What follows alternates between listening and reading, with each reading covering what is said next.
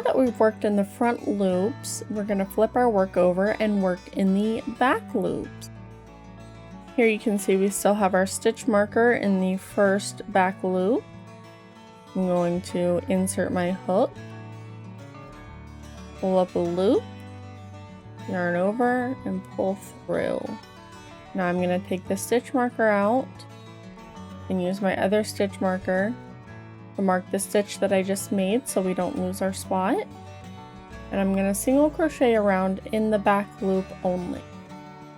Remember, this pattern is available on my website, on my Etsy, or in my Patreon.